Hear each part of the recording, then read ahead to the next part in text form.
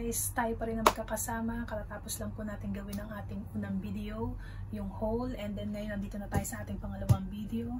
Nakita nyo naman sa title kung ano tungkol saan ang ating pangalawang video. Aalamin natin, kakalkalin natin kung ano yung laman ng balikbayan box na ito. Oo nga pala, sa dulo ng video, mag-shoutout tayo ng mga ilang perasong mga loyal friends natin na pabalik-balik na laging nandyan sa every video ko. Start na po tayo. So, ganito yung hitsura ng loob ng balikbayan box natin, guys. Patanggalin natin to.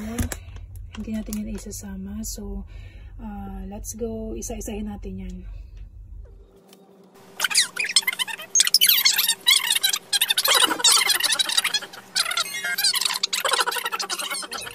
Siyempre, hindi mawawala sa balikbayan box yung dito sneakers.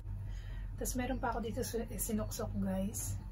Rep magnet. Maglalagay na lang ako ng picture dito sa gilid.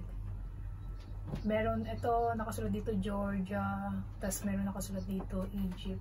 Galing siya sa Egypt, galing sa Georgia. Rep magnet. Apat to. Meron pang dalawang malaki na para sa Egypt. So isusuksok din natin. Meron tayong malaking Nutella. And then merong Cadbury.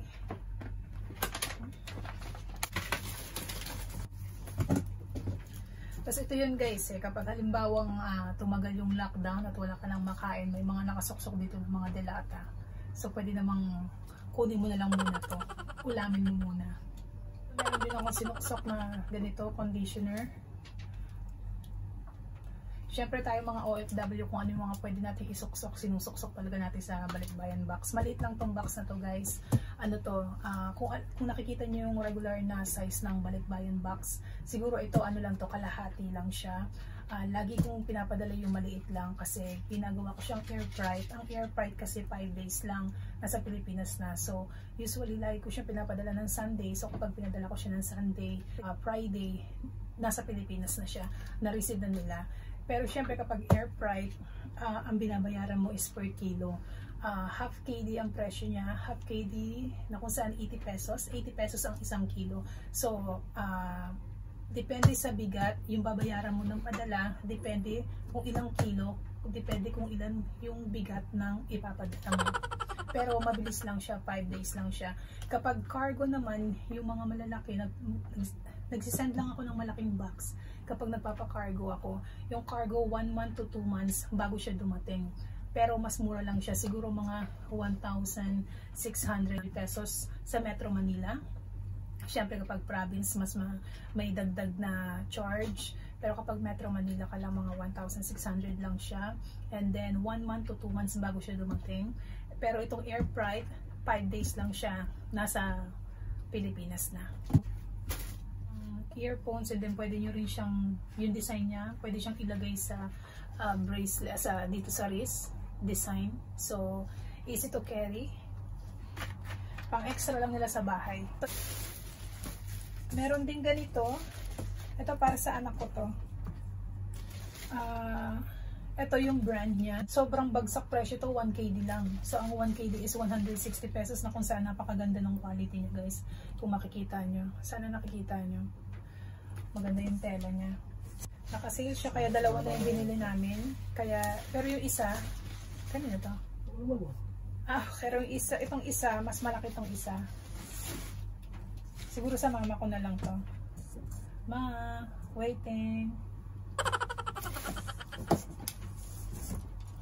Hindi pa naman nanonood si mama ng ano. Meron din akong sinuksok dito na Mars. Ito, assorted siya. May tumbler pa. Sa ano to Bath and Body Works. Nakuha lang namin to na magkano to? 1.5 no? Ang isang pirasong spray niya. So, nagsuksok ako ng 3 para sa bahay. Sa mama ko, sa pamangkin ko. Shout out Sophie Campued. Shout out Maki Jervin Campued. Okay? Siyempre, hindi mawawala yung kape. Kailangan, lagi may suksok na kape. 2 box siya. Alikape. 3 peraso siya. Alwasan yung brand niya. 3 peraso. Na tuna. Bali, 4 na ganito ang nasa loob. And then, 4 din na ganito. Corn beef and then corn beef loaf. Beef loaf. Tag-apat na sila. Siyempre, merong Oreo. And then, meron din ganito, guys. Ano to? Waffle 10. Crispy wafer. Tapos, ano ba to? Ano ba nakasulat to? Assorted din to, guys. Meron din dito wafer. 5 plus 1 free. 6 pieces. Ito yung brand na laging binibili ng mama ko. Shampoo and conditioner na siya. Nasa isang pack siya, Dove. Ito kasi yung favorite na brand niya. Ayaw niya yung pinapadala ko na Pantene. Gusto niya yung Dove. And then, nagsuksok rin ako ng dalawang Advanced White Colgate.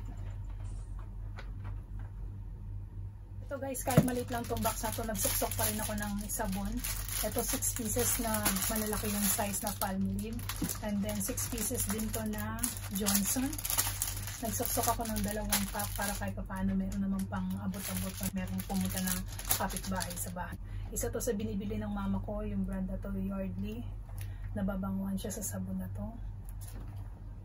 Itong ano na to, nakabalot na to guys, binalot ko na siya kasi babasagin siya. Glass to, yung jam, dalawang flavor. Pineapple, tas yung isa, strawberry jam. Nagbili din yung mama ko nito kaya nagsuksok ako nito. Ito may sinuksok pa ako na bedsheet.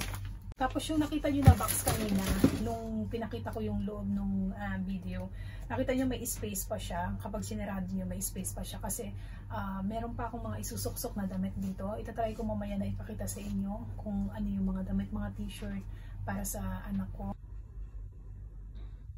Ito yung sinasabi ko na damit sa inyo guys, na isusuksok ko na iladagdag ko dun sa may guys.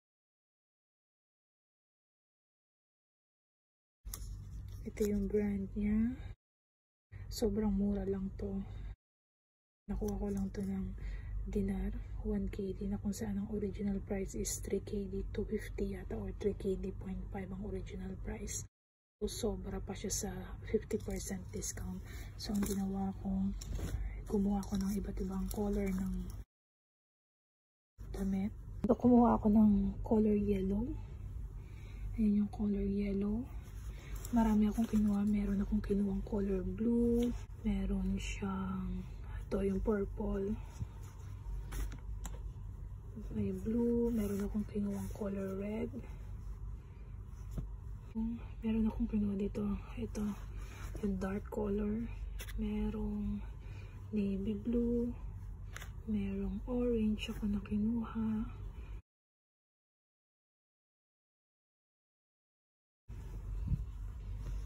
Ito, buklatin natin to guys. Ito yung color orange. So, ang size nito, kinuha ko yung 11 to 12 years old. Malaki yung kinuha ko na size. Nilagyan ko talaga siya ng allowance. Kasi mataba ang aking anak. And then, meron din syempre And then meron din syempre yung color green. The green, blue na, orange yung dito yung sa design. Okay, meron din yellow na, blue yung dito sa may bangko. So, dinamihan ko, kumuha ko ng iba't ibang color ng t-shirt kasi yung anak ko, araw-araw siya lumalabas kasi bukod sa school niya, bukod dun sa regular school niya, meron siyang everyday na tutorial sa Kumon, kaya araw-araw siyang lumalabas talaga sa bahay.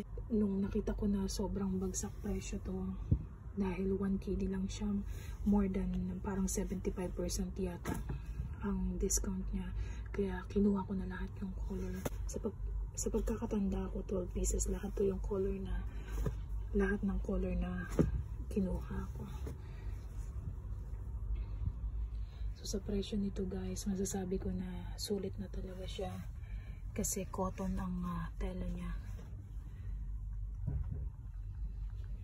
So after natin So after natin masuksok yung mga damit dito na sinasabi ko sa inyo, kung meron pa rin space na natitira, syempre ang idadagdag natin doon mga chocolate, dadagdagan natin yung tsokolate kasi nakita nyo naman konti pa lang yung tsokolate. Pero inista po kasi yung pagbili ng March kasi nga dahil nga sa sitwasyon natin ngayon, kaya parang 50-50 siya na magpadala. Kaya hindi ako bumili ng maraming tsokolate kasi baka hindi natin alam kung kailan matatapos to, baka maabutan ng expire. So yun lang guys, yun lang yung laman ng ating maliit na box, maliit na balikbayan box. Hanggang sa susunod po, sa dulo po ng video na to, magkakaroon po tayo ng ilang pirasong shoutout sa ating mga kaibigan, sa ating mga masusugid na kaibigan na lagi bumabalik sa akin, sa ating channel. So hanggang sa muli, hanggang sa susunod na video guys. Thank you for always watching. Bye!